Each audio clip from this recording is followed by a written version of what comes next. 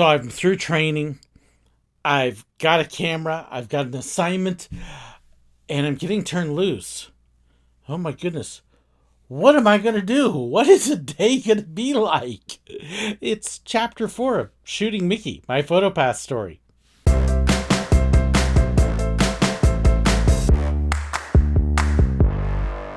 So we've had a couple weeks of training and all the orientations and learning the gear, and then it's time to get turned loose.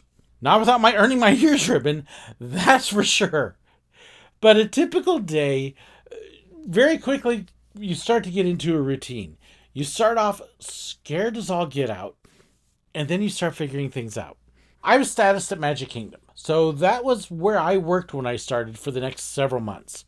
Worked 5 days a week, 8 hours a day typically, and was not afraid to add on and extend shifts. Hey, do you want to stay a little extra? Sure. So I always made myself available for extra opportunities, extra things to learn. That was something that kind of became a trademark of my time at Disney. We were still new, though. We were still learning. We were still growing. There were a lot of us that were new. Disney has just taken over all the photographers at the parks. We're trying new things. We've massively expanded our labor force. And we're out there all kind of newbies. There was a handful of core photographers that had been there as they designed Photopass and got it going. But really, most of us were brand new and learning on the job. My typical day would start off about an hour before my shift when I would pull up to the back parking lot behind the Magic Kingdom. There's a big parking lot there in an area that we call West Clock.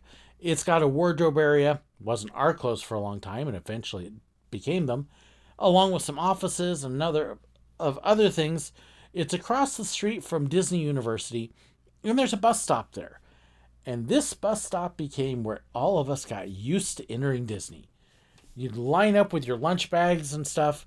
Make sure you have your ID, because if you don't have your ID, you're not getting on the bus unless you can get a hold of your manager and they can call and approve you. Don't do that. It was not a good thing when you didn't have it. And then the security would come up. They check your lunch bags, pop it open. Here you go. They look, make sure everything was good, and then you could get on the bus. Bus would take you, eighth mile, quarter mile, maybe, to the back gates of Magic Kingdom where they had bomb-proof perimeters. These big, giant metal and lead pillars that would literally sink down in the ground to let the bus go by, and pop-up ramps. You wouldn't think about Disney being a terrorist target until you're on the bus and you're seeing all of this stuff that's designed to prevent a vehicle from driving in.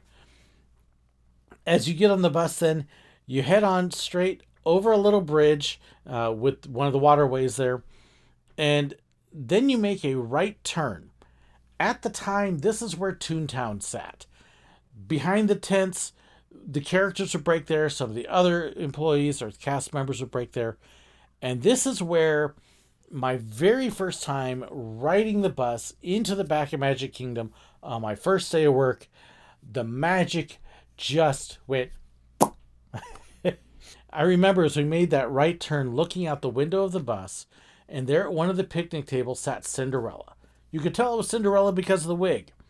That's the only way you could tell it was Cinderella, because she was sitting there with her hair up, with the nice little crown and everything, in a white old t-shirt and her bloomers, no dress, with her cell phone in one hand and a cigarette in the other.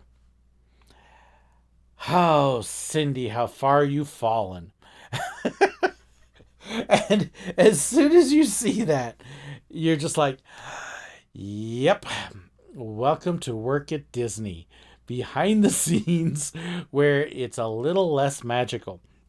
Where you're reminded that these are regular people working. You would then pull on up ahead to where the main entrance of the utiladors was. Bus would turn around, and it looks like this big gaping maw ready to eat you alive. As you get off the bus, you walk in, and off to the right is the main Mouseketeria. That's the main employee cafeteria. And then it kind of branched out. So you had the spur that came to the entrance, and then it does this loop with another straightforward tunnel. So you could take the side loop or you could go straight. Straight took you down under the moats, under the castle, and then you would come back up a little bit again to this other little square extension, and then you're under Main Street. In a weird kind of way, it looked a little bit like an off drawing of the Millennium Falcon. Yeah. Utilidors have a unique smell, a unique atmosphere. There's signs directing you where to go. There's the all sorts of different stuff. The barber is in there. Dressing rooms are in there. The costuming shop is in there. The character barn is in there. And it's gone by different names over the years, but that's where they keep all the character outfits. And just a huge variety of things. Merchandise. There are kitchens down there. And Photopass had its main headquarters, what we called a base, up underneath Main Street. Apparently, there was a time when they actually were in the back of one of the shops on Main Street or above it, but that was just before I got there. That was when they were first starting. By the time I got there, they had moved into an area that merchandise used this one side of, and we had this big fence metal cage you could actually see through into the merchandise area. And then we had our area with a handful of desks for the managers, and then our computers where we clocked in, and equipment and everything. It wasn't the most practical of places, but it worked. We had another base actually up at Toontown in one of the back rooms at the tents. But this is Main Street. Eventually, they did get it moved after I left to a much more functional area, but we made do with what we had. And this is when you come in and you see all the photographers and the managers. A typical day, we would start off gathering around, yakking, gabbing. Sometimes you could find out where you were going to go ahead of time. Sometimes you had to wait. When I first started, all of your assignments were actually manually given. The coordinator who took care of the equipment as well as the scheduling actually would assign you to your spot, sometimes with help from the manager. And so you could see where you were going, and depending upon what you were doing, you may or may not be there all day. If you were with a character, which I wasn't yet, you were probably with that character all day at the time. If you were in a place like Main Street, then you would kind of rotate with the others, so that way you get your breaks in and out. And so you might be in different spots on Main Street, or you might just stay in one spot all day. It kind of fluctuated a little bit. We'd talk a little bit. They'd let us know if there was anything exciting or something we need to know, like the cheerleaders were in town, or they're filming a commercial, or something like that. And then we'd clock in, we'd get our gear. Could not touch our gear until we had clocked in. Made sure our settings on the camera were all set, because sometimes people played with them, and if you didn't check it, then you got up there and you started taking bad pictures. Got your camera all set, got your flash gear all set, made sure you had a PDA that worked, connected the PDA to the camera, double checked everything, look, it's all synced and connected, and then you finally got to head upstairs. It would take us, like I said, I got there about an hour before I started. We could clock in as early as 15 minutes before we started. And then from that point on, it was just all prep. And it would typically be about 10 to 15 minutes after start time, something like that, before we could finally start heading out on the street, depending upon what we were doing. If you were a special assignment like Magical Moments, you were one of the first ones out because you had to be out there for the first family. But for me, I'm getting to shoot on Main Street. And I haven't been by myself yet. I've always had somebody looking over my shoulder. So those first couple days, really the first couple hours, were just kind of terrifying a little bit. Here I am with all this expensive camera gear. Expensive. We were shooting with Nikon D70s, which were cutting edge at the time. And just hoping that you didn't mess it up. Because you know that you're capturing this family's vacation pictures, their memories. These families have saved years to come to Disney, and you're the one responsible for making sure you get that picture. Of course, you got to let them know that you're there first. And if you watched my past video, you know that Photopass didn't have a great reputation because people thought we were Kodak. And so you'd be out there greeting. Our job was to greet the guests, help the guests, make magic for them, take pictures with their cameras, and if they wanted a picture, then we could tell them about Photopass. We didn't ask them to take pictures. If they wanted one, they would come to us at the beginning. If they wanted one, they would come to us at the beginning. And we did that on purpose because we wanted that break with Kodak and the way things had been. We wanted to change it. And it was going to be hard. And we had some people that were not real nice to us at the beginning until they found out that we were different, that we weren't pushy, that we weren't shoving it in their face, and that we had a service that they could use. We were selling a service. Pictures from all the parks all together on one CD or DVD or online, see them online free, edit them. I mean, it was an amazing cutting edge thing. Before, if you got a picture in the park, you had to walk around with your little ticket, go up to the park afterwards where they pre-printed your picture, showed it to you, and you went, "Ooh, that's ugly. I'm not wasting time on that." Not with Photopass. Man, you go up and you've got a card, plastic card, that they scan along the way. And if you go to the view, you're seeing all of your pictures, not from that day, but from the last month. All together. This is mind-blowing to people. How much are you charging for this? It's free. What? Take your picture free. Let's see your pictures free. You can see them online free. Share them with friends and family free. The only time you actually pay is if you decide you want to actually keep the pictures later. Then you can download them, or we can send you a CD or DVD, or burn it in the park, or we can print them. You're going to do all that free? Yep. Absolutely free. It was a great deal. And we made sure we took good pictures to boot. So that first day out on the street, I'm going to do this. I'm going to take all these pictures. And most people didn't want a picture. That was okay with me. I had fun. I was out playing with the guests and helping them and showing them things and talking with them and playing around. I quickly kind of decided that my role on Main Street or wherever I was taking pictures was I was going to entertain the people. I was going to show them a good time. When they took a picture with me, I was not just taking a picture. I was creating a moment and an experience and a memory, something that they wanted to remember. And I actually occasionally had people that would come up and they would watch me and they'd sit on the side and watch me. It's why when the trolley show would come up and down the street, you very quickly learn the trolley show and the castle show and any other shows, and you memorize them. I learned the dance steps. There was actually a video out on YouTube at one point of the trolley show going, and you could see me up Main Street doing the dance steps myself. I had fun with it. The castle show we learned, so that way we learned how to shoot so we didn't get the characters. There were rules that we could not shoot pictures of the equity actors, the ones that were on the stage shows or the ones that were performing, say, the Main Street citizens, like the mayor, the fire chief, and those. We couldn't take pictures of them because of union rules. So we learned the shows. We learned how to shoot so you wouldn't see those. And every castle show ends with a little burst of fireworks. And so you learn to be able to time your shots. You learn the music cues so you could take that picture right as the fireworks went off and get this great picture with the people posing and fireworks in the air. It was a great fun way to do it. I had a blast messing with the people.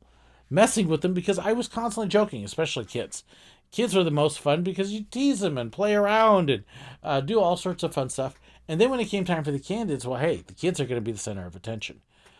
One of the things that Disney taught us early on was if you want to win a family over and make their day, win the kids over. Do something fun with the kids. You want to know why Disney cast members are always targeting the children? It's because they know when they make the kids happy, mom and dad and grandma and grandpa and everybody else are happy. You want to make a whole family happy in a hurry? Make the child happy and you've got them. That's one of the big secrets to Disney, is look for the people that are going to make everybody else happy. One of the other things they drill into you is when you see somebody disabled, especially somebody in a chair, you don't talk to the rest of the family about them. Hey, do you think that they would like to go on this? Hey, Would you like to go try this? Better yet, get down on one knee with the kids and others. Get down on their eye level. And again, you win them over. It's a habit that has actually carried on with me throughout the years. Even the current job I had or on the train, I had somebody come into my current job in a wheelchair on breathing mask and stuff. And they commented later, this is, thank you so much for talking to me and asking me about what I wanted to do. And so many people talk over me, and it's almost like I'm not there.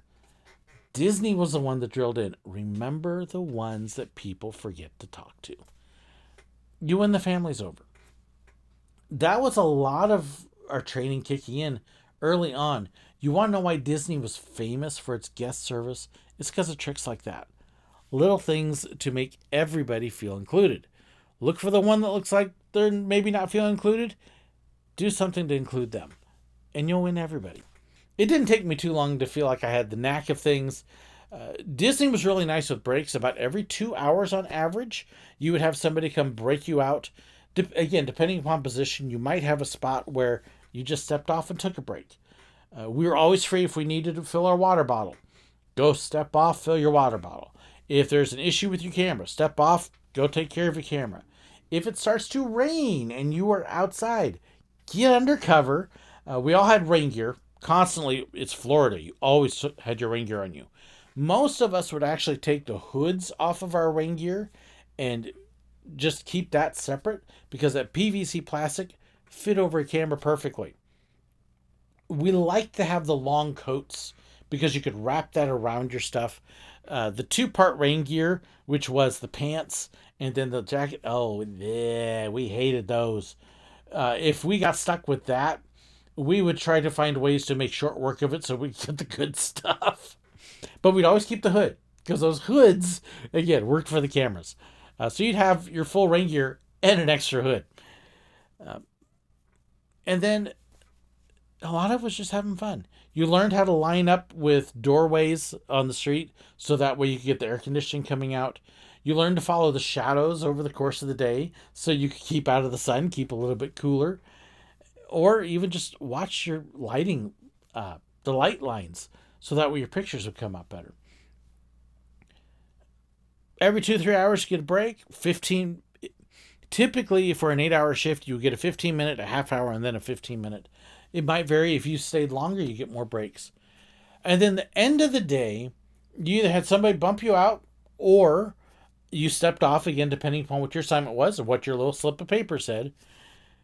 Head on down to the base, turn in your camera equipment. They would check it, make sure everything was working, and then clock out and repeat the whole process on the way back out again. It was some fun days. You got to see some of the inner workings of Disney, but you also got to help create that magic. And knowing that you were part of making those memories, yeah, that definitely made the job worth doing. So, did you like this chapter? I'd love to hear your feedback, your opinions. Are you a Disney cast member? Do you remember those days? I'd love to hear from you. Please share your comments and stuff in the comments below. Don't forget to hit that like button, subscribe if you haven't already. And don't forget to share the video. Get the word out about the new series. Thank you so incredibly much for watching and to my patrons for making this possible. God bless.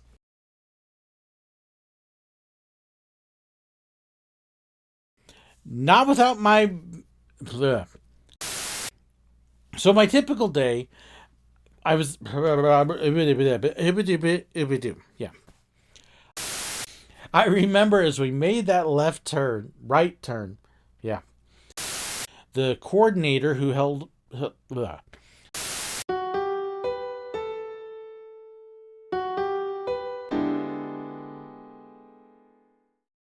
I hope you enjoyed this video. Please let me know your thoughts, your comments, your suggestions, your ideas. Be sure to share them in the comments below, or you can contact me. There's information in the description that has my email address, fan pages, information about merchandise, and so much more. So be sure to check that out. Don't forget to hit that like button, share the video, and if you haven't already, hit the button right up there to subscribe. And in fact, if you did enjoy this, I've even got another video for you right here. And also about these wonderful people here, those are my YouTube members and my patrons, the ones whose financial support makes this possible. I couldn't do it without them. If you want to know more about that and the perks that come with it, well, be sure to check the description. There's a link right down there. Thank you so incredibly much. God bless.